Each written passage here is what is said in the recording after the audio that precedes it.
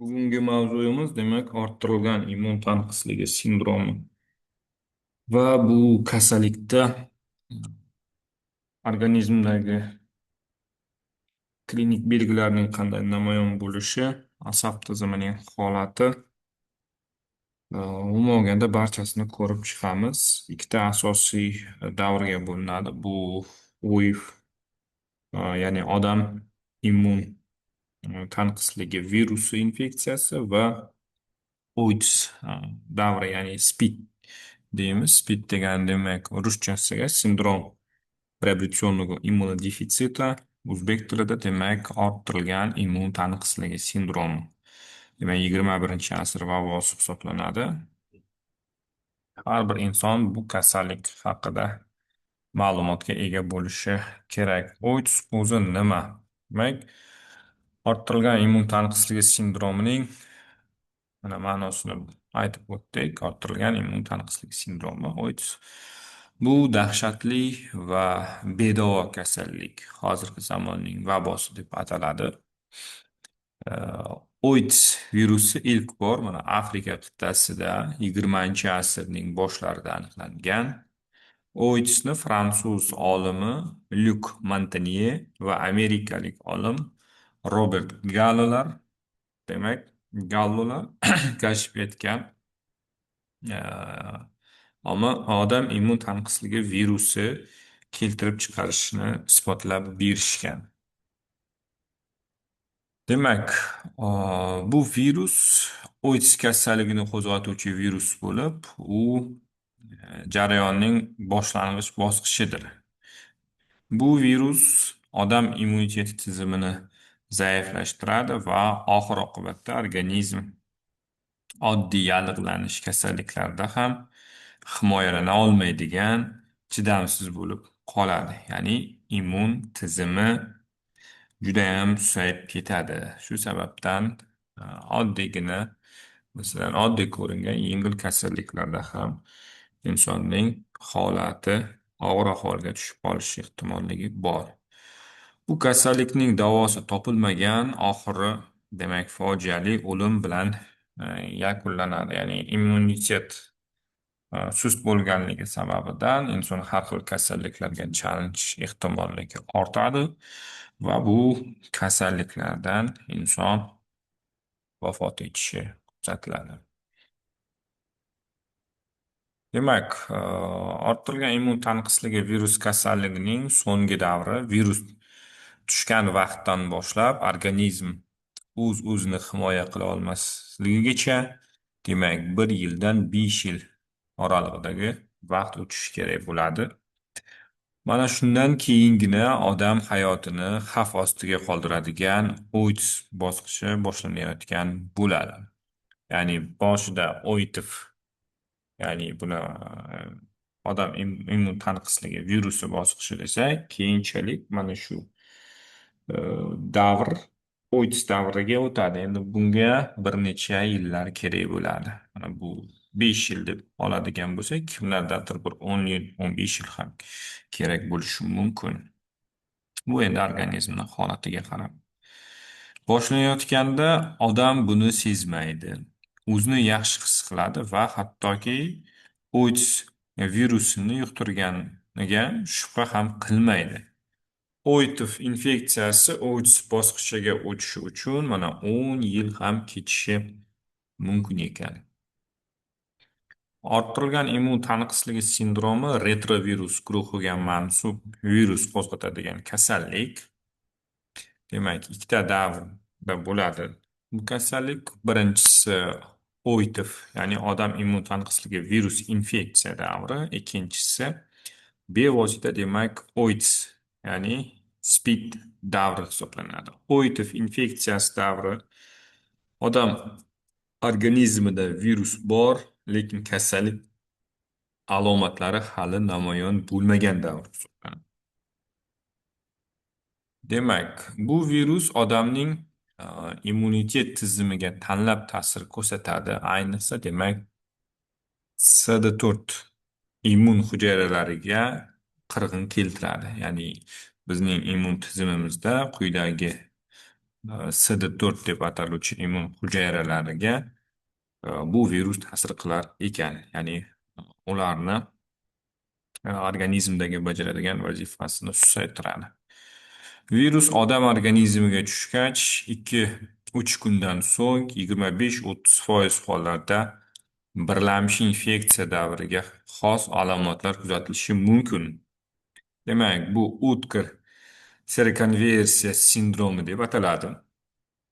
Bunda harorat ko'tariladi, tunda terlash, bo'g'imlar va bosh og'rig'i, qayt qilish, ichki ketishi, badanda, ayniqsa uning yuqori qismida toshmalar paydo bo'lishi. Lekin bu hammada ham kuzatilavermaydigan serokonversiya sindromi. Ayrimlarda kuzatiladi, ayrimlarda kuzatilmasligi ham mumkin. Demak, bu alomatlar odam organizmiga tushgan virus ta'siriga immunitet tizimi ma'lum darajada javob qaytarish reaksiyasi bilan bog'liq. Lekin bu davrda antitanalarni aniqlash natija bermaydi, chunki immunitet tizimining javobi hali to'liq shakllanmagan bo'ladi. Kasallikning bu davri 8-10 yilgacha, ba'zan undan ham uzoq davom etishi mumkin. Hozirgi kunda amaliyotda o'tib infeksiyasi tashxisini qo'yish qonda kasallik virusiga qarshi paydo bo'lgan antitanalarni aniqlash, ya'ni IFT, ya'ni immun ferment tahlil reaksiyasiga asoslangan bo'ladi. Ya'ni bu laborator tadqiqot usuli hisoblanadi. Dastlabki antitanalar virus organizmiga tushgach, 3 haftadan so'ng shakllana boshlasa ham, qolgani qo'llanadigan, demak, diagnostikumlar ularni ilg'ay olishmaydi. Shu bois odamga ushbu infeksiya ilashgani to'g'risida virus organizmga tushgandan so'ng 90 kun o'tkazib olingandan keyin tekshirish natijasiga qarab, demak, xulosa chiqarish mumkin. Belgilariga to'xtalsak, demak, OIV, odam immun tanqisligi virusi yuqqandan so'ng odam immun tanqisligi sindromi kasalligining belgilari kishining yashash sharoiti va immunitetiga qarab 3-5 yil, ba'zida undan ham ko'p vaqt o'tgach namoyon bo'ladi. Ya'ni bugun organizmga tushgan bo'lsa, kimdadir 3 yil orasida, kimdadir 1 yil ichida, kimdadir 10 yildan keyin, demak, klinik belgilari namoyon bo'lar ekan. Bu demak organizmning immunitetining holatiga, yashash tarziga ham bog'liq. Odam immun tanqisligi virusi yuqqan vujudda har xil hujayralarga ko'proq ST4+T qon hujayralariga, demak, yerlashib ko'payadi. Zarar ko'rgan ST4+T hujayralari kamayib borib, immunitet o'z kuchini yo'qota boshlaydi. Odam immun tanqisligi sindromiga chalingan kishining odatda oddiygina bir necha kunda, demak, kelib chiqadigan kasalliklarning muddati anchagina uzayadi, tuzalishi qiyinlashadi. Sabab immun hujayrasi ST4+T hujayrasini, demak, virus zararlagan hisoblanadi. Limfa bezlarida kattalashish, og'iz va terida takror uchuqlar chiqishi, yara toshishi, dog'lar paydo bo'lishi ko'riladi. Bemorlarda kechalari terlash, isitma chiqish, ozish, ya'ni boshlanadi.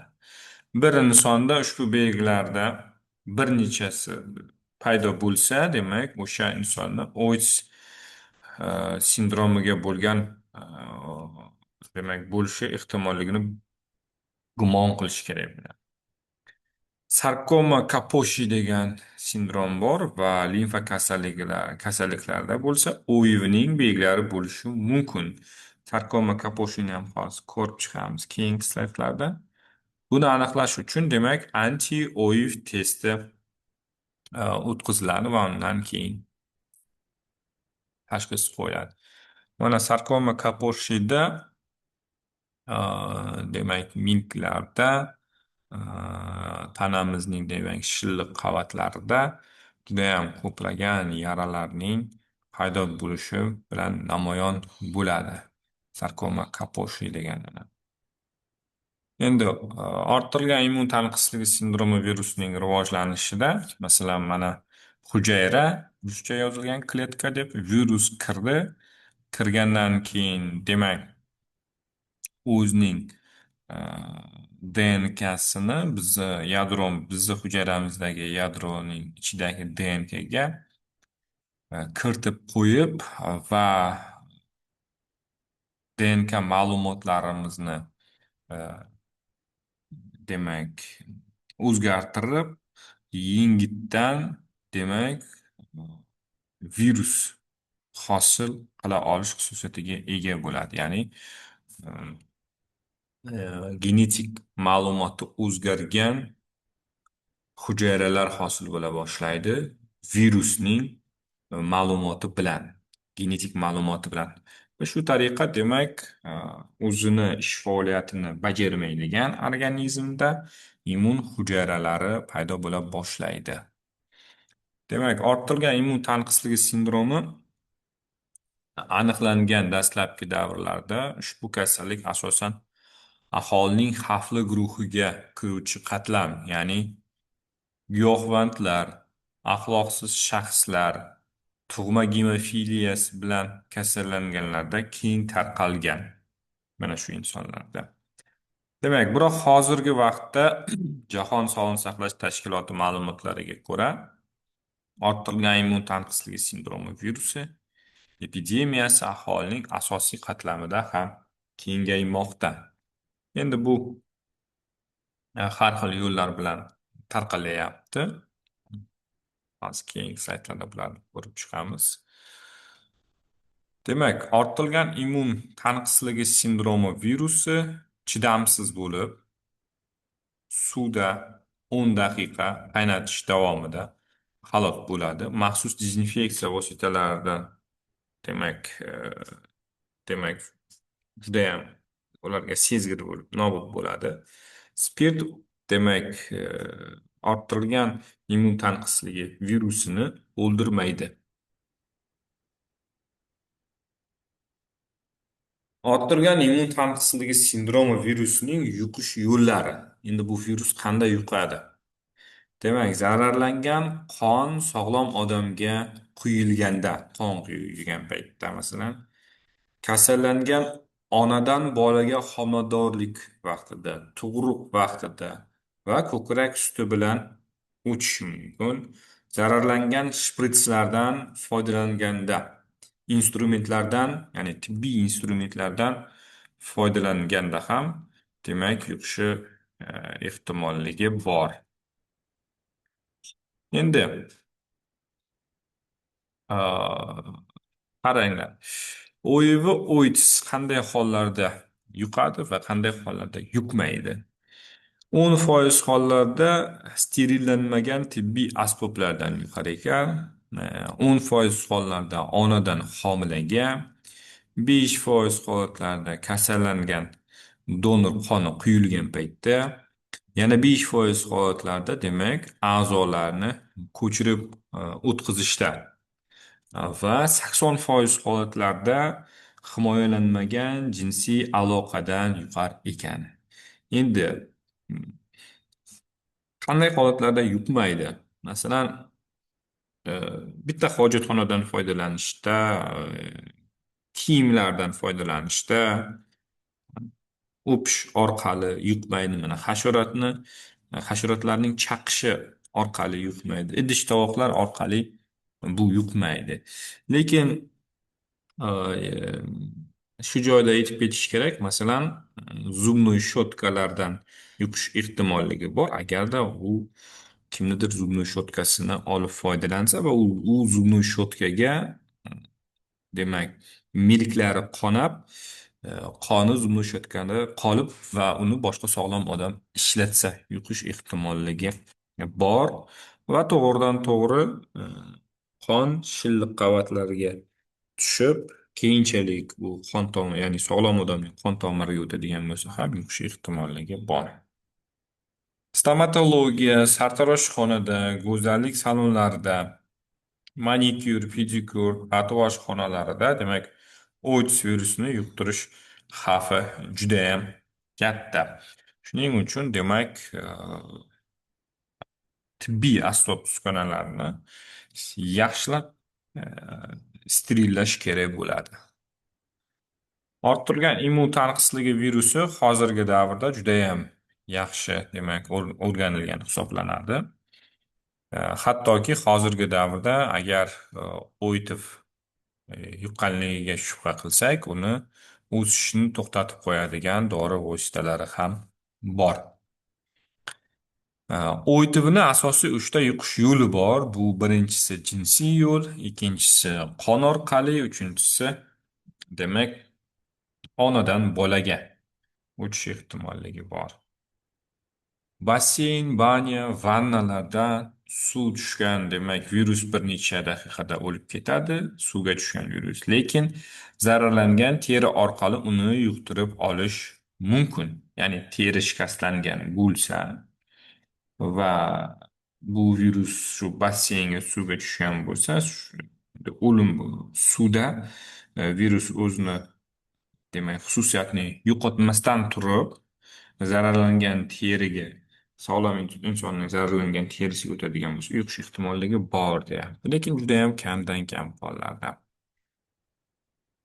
Hozirgi vaqtda OITSning demak Pokrovskiy tomonidan taklif etilgan klassifikatsiyasi qo'llaniladi.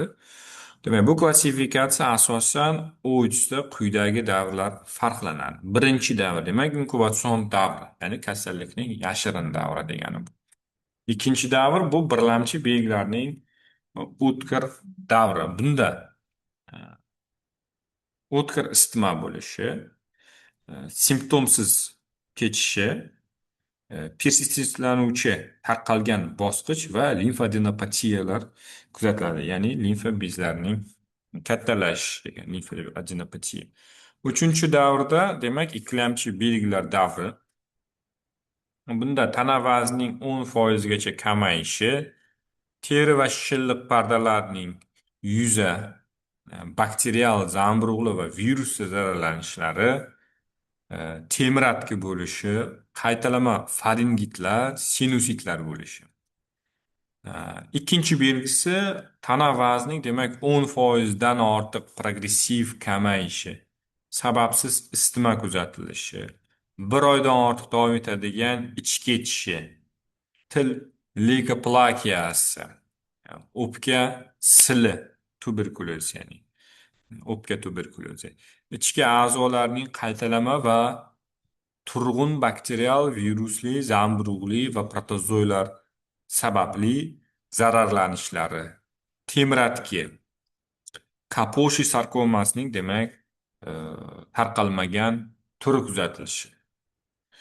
Uchinchi belgisi demak tarqalgan bakterial, virusli, protozoyli, zamburug'li, parazitar kasalliklar, pnevmokokli pnevmoniya bo'lishi mumkin, qizil'o'ngach kandidozi bo'lishi mumkin. Mana atipik mikobakteriozlar, disseminatsiyalangan Kaposhi sarkomasi, markaziy nerv sistemasining zararlanishi kuzatiladi. To'rtinchi terminal davr. Demak, kasallikning butun klinik ko'rinishlarini ikkita guruhga bo'lish mumkin. Demak, o'smalar va opportunistik infeksiyalar. Surunkali orttirilgan immun tanqisligi virus infeksiyasining odatdagi ko'rinishlaridan biri bu limfadenopatiyalar, ya'ni limfa tugunlarining kattalashishi. Agar limfatik tugunlar 3 oy va undan ortiq vaqt davomida kattalashgan holda bo'lsa, albatta demak OITS, ya'ni orttirilgan immun tanqisligi sindromiga tekshirish zarur hisoblanadi. Demak, ular odatda asimetrik ravishda kattalashadi. Asimetrik degan demak, masalan, qo'ltiq osti sohasidagi limfa tugunlar har xil darajada kattalashishi kuzatilsa, masalan, o'ng tomoni chap tomoniga qaraganda katta bo'lib ketishi, bu asimetrik deyiladi. Simmetrik degani ya'ni juft a'zolarning deylik bir xil darajada, bir xil shaklda, bir xil ko'rinishda, bir xil razmerda bo'lishi bu simmetrik edi. Asimetrik bo'ladigan bo'lsa, demak bir xil bo'lmagan shaklda kattalashishi. Demak, konsistensiyasi qattiqroq bo'lishi, diametri 5-6 santimetrgacha yetishi mumkin bu. Demak, tugunning kattalashishi. Ko'pincha bu og'rimaydi va isitma, tunda terlash, tana vaznining kamayishi va boshqalar bilan birga kechadi, boshqa klinik belgilar bilan. Ko'pincha bo'yin, qo'ltiq osti, jag' osti, umrov osti va tirsak limfatik tugunlari kattalashar ekan. Bemorning uchdan bir qismida splinomegaliya kuzatiladi. Ya'ni mana taloqning, ya'ni ruschasiga selezyonka deymiz. Taloqning kattalashishi. Buni splinomegaliya deb ataladi. Kaposhi sarkomasi eng keng tarqalgan va birinchi bo'lib yozilgan belgilardir. E, Ko'pchilik bemorlarda avval pnevmoniya, undan keyin boshqa qo'shimcha infeksiyalar va sarkoma Kaposhi paydo bo'ladi. AIDS bilan kasallangan bemorlarda Kaposhi sarkomasi o'chog'i odatda ko'p bo'ladi. Qo'zg'atuvchi ko'payib rivojlanadi va terining hamma joyiga hamda ichki a'zolarda ham uchrashi mumkin toshmalar. Kaposhi sarkomasi demak vaskulyar o'sma bo'lib, asosan u yosh erkaklar, demak gomoseksualistlarda aniqlanadi. Odatda opportunistik infeksiya rivojlanishi bilan birga paydo bo'ladi. E, Terida to'q qizil yoki binafsha rangda katta bo'lmagan o'sma vujudga keladi. U demak ko'tarilgan, bo'rtgan, qattiq konsistensiyali, og'rimaydigan tugunlardan iborat bo'ladi. Ko'pincha Kaposhi sarkomasi bemorlar hayoti uchun bevosita xavf tug'dirmaydi. Bemorlar odatda immunitet tanqisligidan o'ladilar. Ya'ni bu virus immun hujayralarni demak susaytirganligi uchun demak yengilgina kasalliklarga ham demak immuniteti qarshi kurasholmaganligidan shu kasalliklar sababidan o'lishi ehtimolligi yuqori. Demak, opportunistik degani demak ikkilamchi infeksiyalar degani shu. Xo'p, juda kam hollardagina demak qorin bo'shlig'ida a'zolar va o'pkadan jiddiy o'zgarishlar va bemor hayoti uchun xavf bo'lgan qon ketishlar kuzatilishi mumkin. Xavfli limfomalar tarqalishi bo'yicha Kaposhi sarkomasidan keyingi ikkinchi o'rinni egallaydi. Limfomatoz infiltratsiyasi limfatik tugunlardan chekkada, ayniqsa markaziy nerv sistemasi, ilk oshqozon ichak yo'llari hamda teri shilliq qavatlarida uchraydi. To'g'ri ichakda uchrash ko'proq kuzatilar ekan. Mana sarkoma Kaposhi o'smalarning demak holati qanday bo'ladi? Mana teridagi qon tomirlarining o'zgarishiga olib, ko'karib, binafsha rangga kirib, qizg'ish rangga kirib qoladi mana shunaqa. Organizm zararlanishini shartli ravishda 4 ta turga bo'lish mumkin. Birinchisi demak, o'pka turi. Pnevmoniya rivojlanishi bilan xarakterlanadi. Odatda bemorlar uzoq vaqt davom etadigan nafas siqishi va quruq yo'taldan shikoyat qiladilar. Chuqur nafas ola olmaslik ham tipik belgisi hisoblanadi. Nafas a'zolari bakterial, virusli, zamburug'li tabiatga ega bo'lishi mumkin, ya'ni zararlanishi. Ikkinchisi, oshqozon ichak shakli. Oshqozon ichak yo'llari zararlanganda sodda organizmlar, viruslar, zamburug'lar va bakterial etiologik omillar sababidan bo'lishi mumkin. Mazkur sistema zararlanishining eng dastlabki va xarakterli belgisi bu, demak, ish ketishi hisoblanadi. Bunda davolanishdan keyin samara bo'lmaydi, ich ketishi, ya'ni diareya, kuchli og'riq bilan ketadi. Bir vaqtning o'zida tana vazni ham demak kamayadi. Sababi inson demak organizm suvsizlanyapti. Suvsizlanyapti.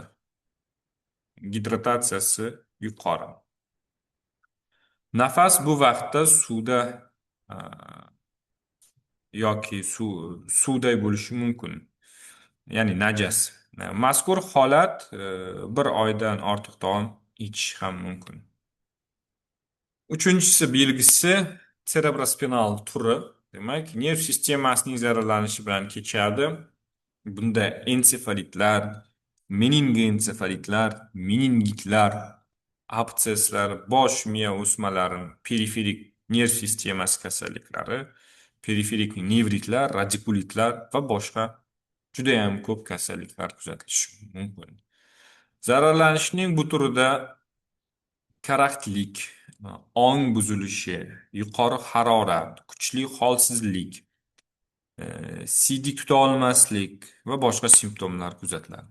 Markaziy nerv sistemasiga ta'sir etadigan omillar, demak, sodda organizmlar, viruslar, bakteriyalar va zamburug'lar bo'lishi mumkin.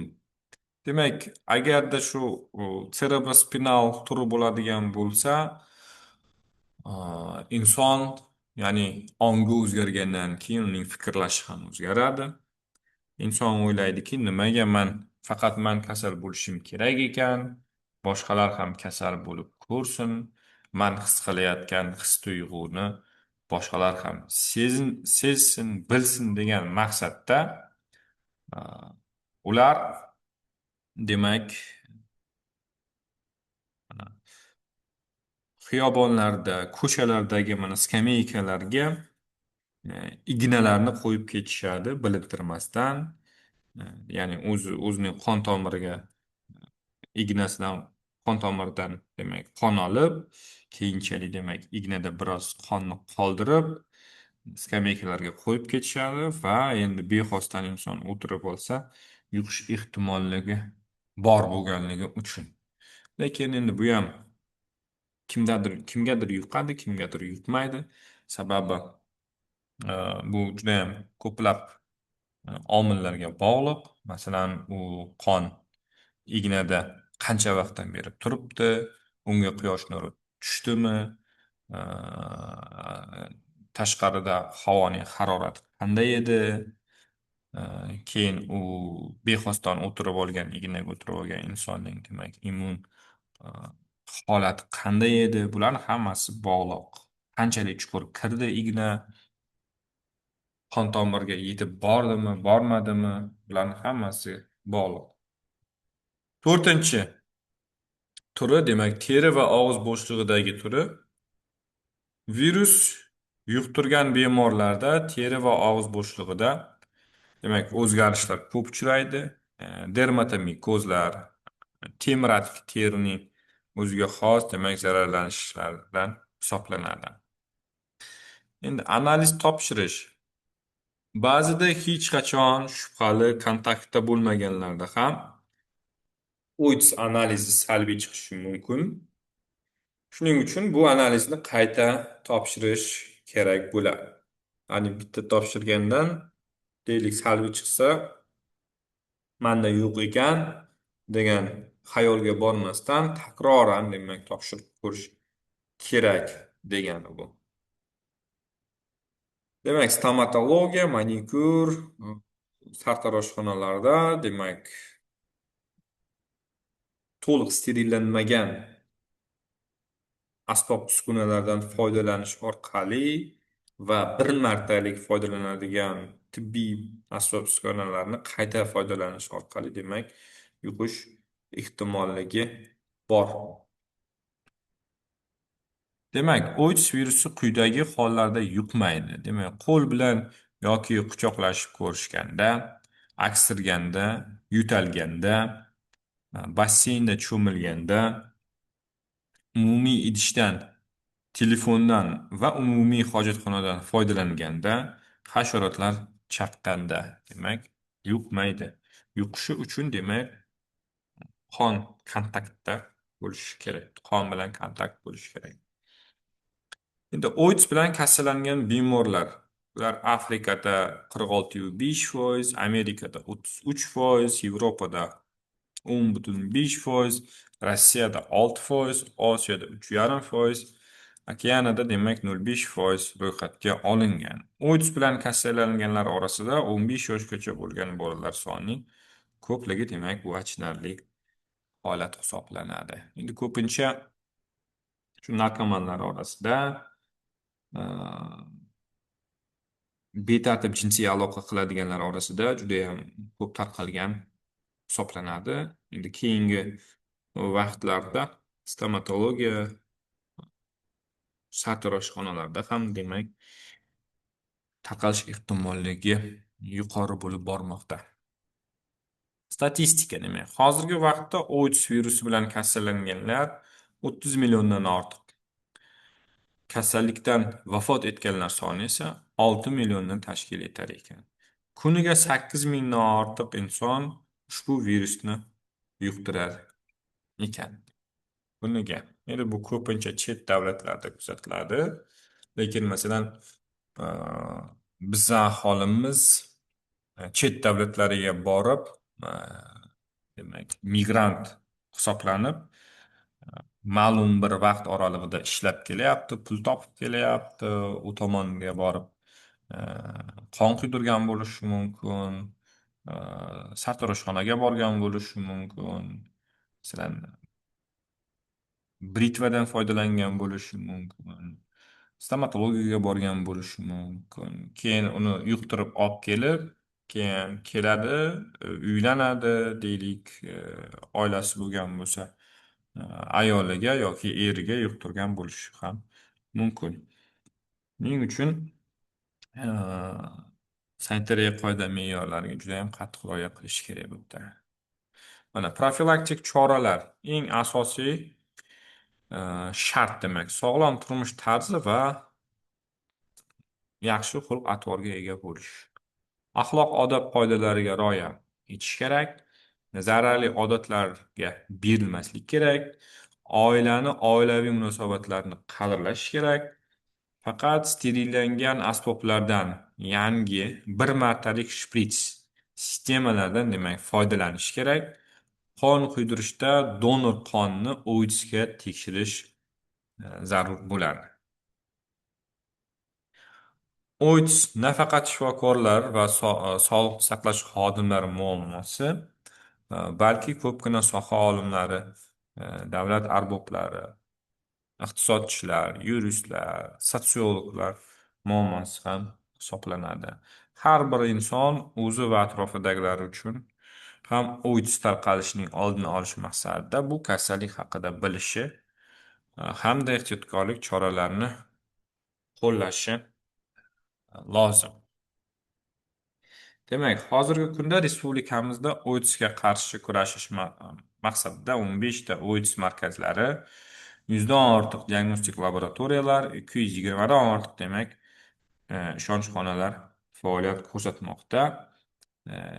OIDSga chalingan inson o'zini AIDS bilan kasallanib qolganligi yoki o'zida HIV borligini e, bilsa, bu markazlarda, demak, uning ism-sharifi anonim, ya'ni yashirin holatda saqlanadi. Hech kimga bu kishi shunaqa AIDS bo'lib qolibdi yoki yana bir narsa deb aytib yurmaydi hech kim. Tibbiyot xodimlari ham, boshqalar ham. Va maxsus o'zining shifrlari bilan bularning, demak, kartalar ochiladi bularga, bu insonlarga. Har bir inson yoshi, jinsi, yashash joyi, ijtimoiy kelib chiqishi yoki boshqa xususiyat va omillardan qat'iy nazar AIDS virusini yuqtirishi mumkin. Bularning barchasi insonning o'ziga, xulqiga bog'liq hisoblanadi.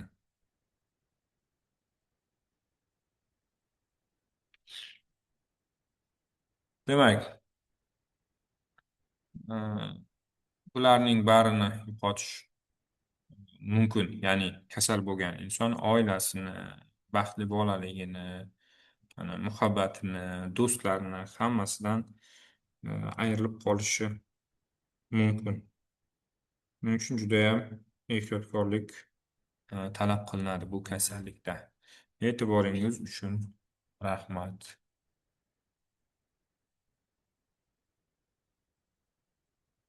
Hop, hozir man Zoom'dan chiqaman va qayta kiraman zapisni saqlanib qolishim uchun.